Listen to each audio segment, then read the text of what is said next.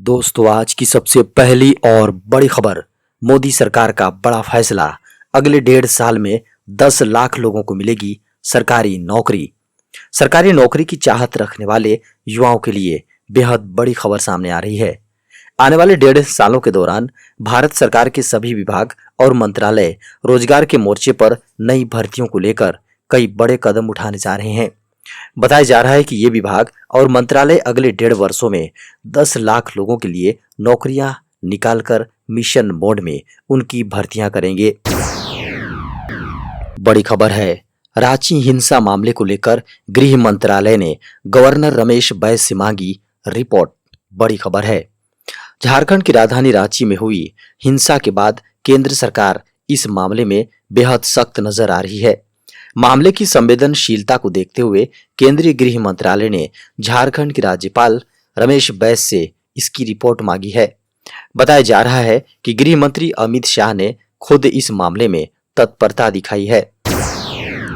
बड़ी खबर है, झारखंड में मानसून ने दी दस्तक, कई जिलों में बारिश। झारखंड की राजधानी रांची समेत गुमला, लातेहार, लोहरदगा, पूर्वी सिंहभूम, सरायकेला, खरसावां में भी बारिश हुई है। मौसम विज्ञान केंद्र रांची ने इस संबंध में अलर्ट जारी किया था। बारिश के दौरान हवा की गति 30 से 40 किलोमीटर प्रति घंटे रही। बारिश के बाद तापमान में गिरावट आने से उमस भरी गर्मी से लोगों को राहत मिली है। मौसम विज्ञान केंद्र ने बुधवार और गुरुवार तक के लिए भी अलर्ट जारी किया है। मंगलवार की बारिश के बाद यह माना जा रहा है कि झारखंड में मानसून ने दस्तक दे दी है। अगले 2 दिनों में यहाँ झमाझम बारिश से मानसून का विधिवत आगाज हो जाएगा। बड़ी खबर है, रांची वायलेंस की एनआईए जांच की मांग को लेकर झारखंड उच्च न्यायालय में याचिका दायर।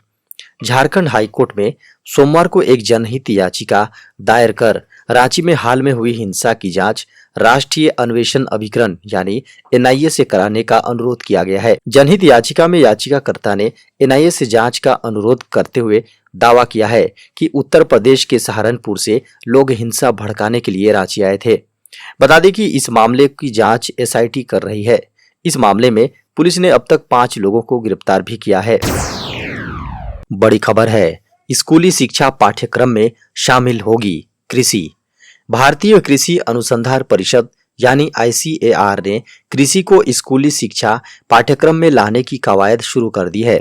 यानी अब कृषि शिक्षा निचले स्तर से शुरू होगी। अभी स्कूली शिक्षा में कृषि की पढ़ाई न के बराबर होती है। इसको लेकर मंगलवार को विचार मंथन सत्र का आयोजन किया गया। इसकी शुरुआत केंद्रीय कृषि मंत्री नरेंद्र सिंह तोमर ने किया। तोमर ने कहा कि देश में कृषि क्षेत्र का बहुत महत्वपूर्ण स्थान है और बड़ी आबादी की आजीविका कृषि क्षेत्र पर निर्भर है। कृषि भारत की ताकत है और इसकी प्रधानता है जो आगे भी रहने वाली है। बड़ी खबर है, सीबीआई की विशेष अदालत ने लालू प्रसाद यादव का पासपोर्ट रिलीज करने का दिया आदेश।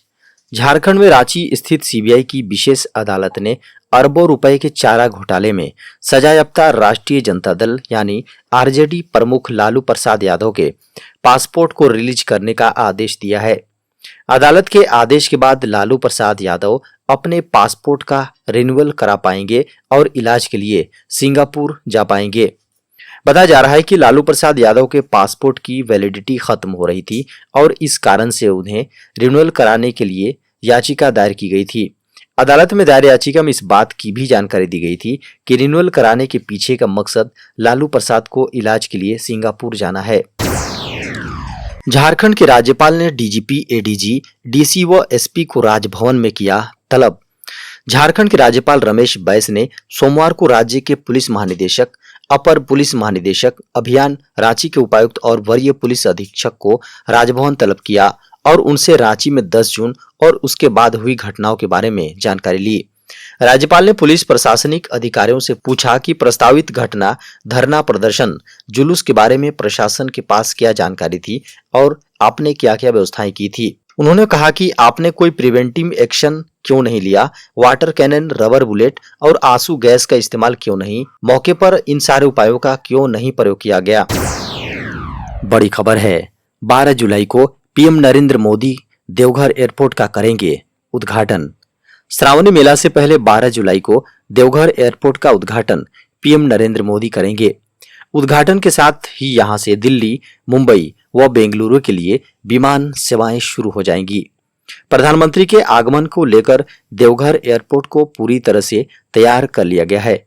खबरों को माने तो प्रधानमंत्री नरेंद्र मोदी एयरपोर्ट के उद्घाटन के बाद बाबा बैद्यनाथ धाम, जी हां, बैद्यनाथ मंदिर में पूजा अर्चना कर देवघर कॉलेज मैदान में सभा को संबोधित करेंगे।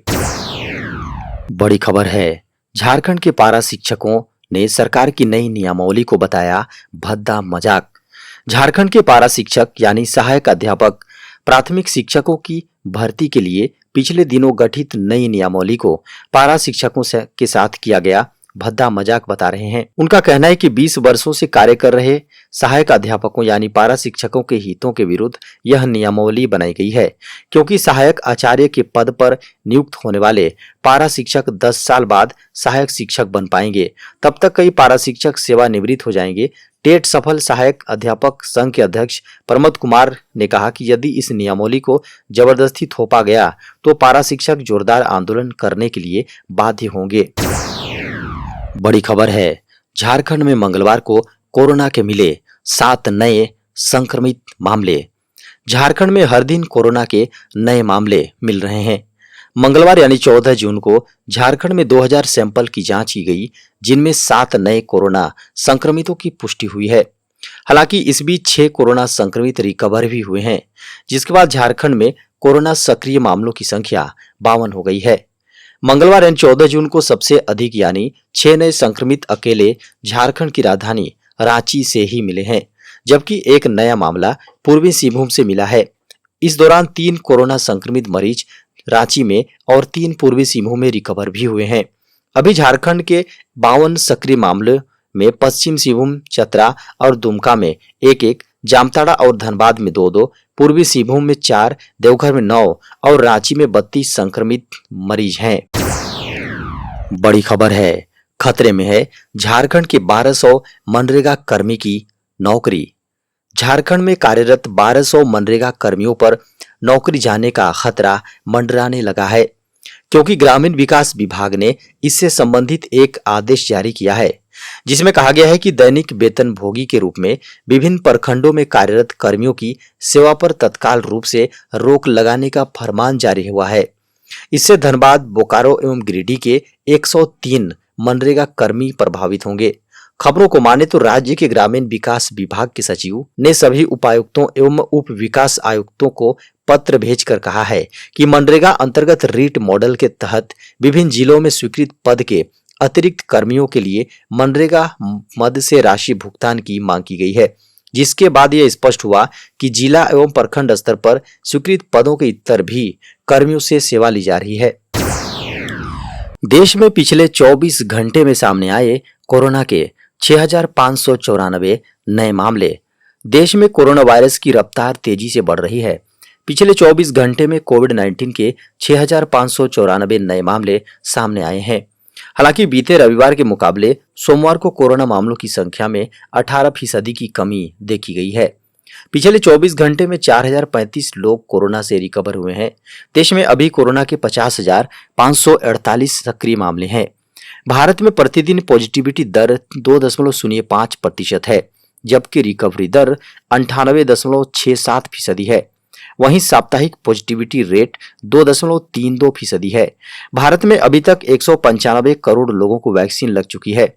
वहीं पिछले 24 घंटे में 3,21,873 लोगों की टेस्टिंग की गई है। कोरोना से अब तक देश में 4,26,61,370 लोग रिकवर हो चुके हैं। बड़ी खबर है, 1 जुलाई से लागू हो सकता है नया वेतन कोड। 1 जुलाई से नया वेतन कोड लागू होने की संभावना है।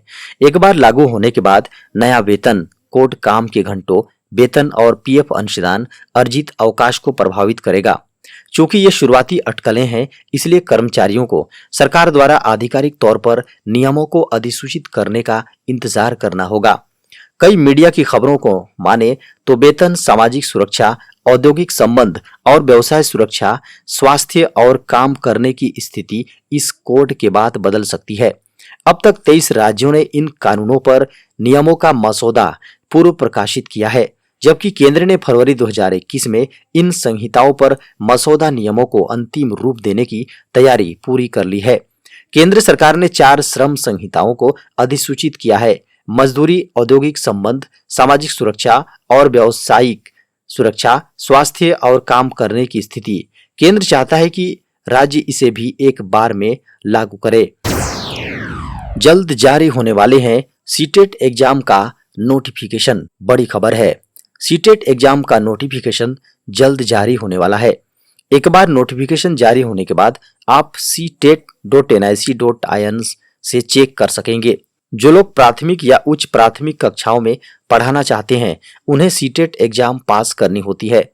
केंद्रीय माध्यमिक शिक्षा बोर्ड यानी सीबीएसई इस परीक्षा के जरिए शिक्षकों की योग्यता का आकलन करता है। इस परीक्षा के जरिए केंद्र सरकार के स्कूलों जैसे एनवीएस, केवीएस और अन्य स्कूलों आदि में शिक्षकों की पात्रता की जांच करने के लिए आयोजित की जाती है। नोटिफिकेशन आने के बाद इच्छुक उम्मीदवार ctet.nic.in से आवेदन कर सकते हैं। एक खबरों को माने तो जुलाई माह में परीक्षा का आयोजन होना है। ऐसे में किसी भी वक्त सीटेट 2022 का नोटिफिकेशन जारी हो सकता है। लेटेस्ट खबरों को माने तो सीटेट 2022 परीक्षा का आयोजन जुलाई से अगस्त 2022 के बीच किया जाएगा। हालांकि यह तिथियां अस्थायी हैं, लेकिन पास्ट ट्रेंड पर आधारित है। इस परीक्षा के लिए सीबीएसई नोटिफिकेशन जारी करेगा, लेकिन अभी तक कोई आधिकारिक जानकारी नहीं आई है। बड़ी खबर है, रक्षा मंत्री राजनाथ सिंह ने लॉन्च की अग्निपथ योजना। भारतीय सेना की तीनों शाखाओं थल सेना, नौसेना और वायुसेना में युवाओं की बड़ी संख्या में भर्ती के लिए नई योजना लॉन्च की गई है। इस योजना के तहत नौजवानों को केवल 4 साल के लिए डिफेंस फोर्स में सेवा देनी होगी। रक्षा मंत्री राजनाथ सिंह के साथ तीनों सेनाओं के सेनाध्यक्षों ने एक प्रेस कॉन्फ्रेंस करके इस योजना का ऐलान किया है। सरकार ने यह कदम तनख्वाह और पेंशन का बजट कम करने के लिए उठाया है। अग्निपथ के तहत हर साल लगभग 45,000 युवाओं को सेना में शामिल किया जाएगा। ये युवा 17.5 से 21 वर्ष के बीच के उम्र के होंगे। इन्हें 4 साल के लिए सेना में सेवा देने का अवसर मिलेगा। इन 4 सालों में से 6 महीने सैनिकों को बेसिक ट्रेनिंग दी जाएगी। सैनिकों को 30,000 से 40,000 सैलरी और अन्य फायदे दिए जाएंगे। ये तीनों सेनाओं के अस्थायी सैनिकों की तरह अवार्ड, मेडल और इंश्योरेंस कवर पाने के हकदार होंगे।